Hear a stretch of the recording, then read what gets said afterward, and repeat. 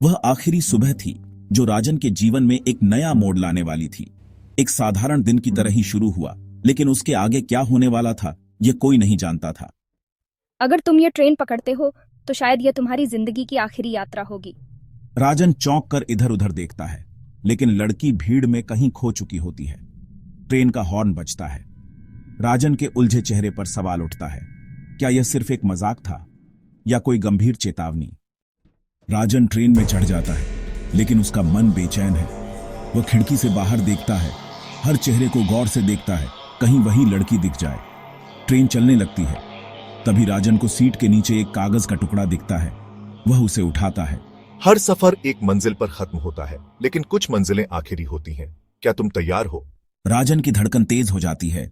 उसे यह सब एक अजीब इत्तेफाक लग रहा है, लेकिन क्या सच में ऐसा था? ट्रेन अपनी रफ्तार में दौड़ रही है। राजन की आंखें कागज पर जमी हैं। अचानक उसे महसूस होता है कि यह स्टेशन और यह सफर कुछ जाना पहचाना सा है।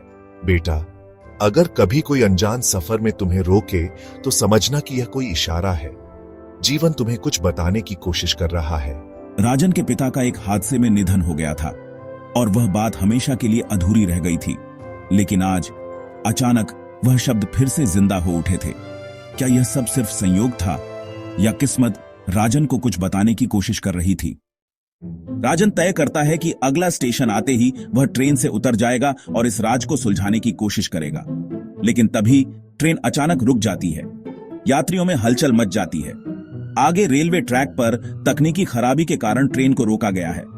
राजन खिड़की से बाहर देखता है। वही लड़की प्लेटफॉर्म के एक कोने पर खड़ी है। वह मुस्कुराती है, जैसे उसने जो कहा था वह सच हो गया हो।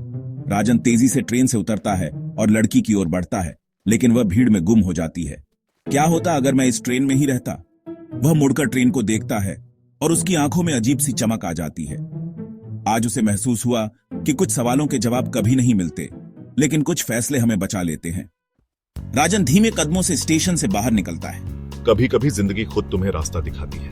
कैमरा ऊपर उठता है, भीड़ में गुम होते राजन को दिखाते हुए। अंत, लेकिन कहानी अभी भी जारी है।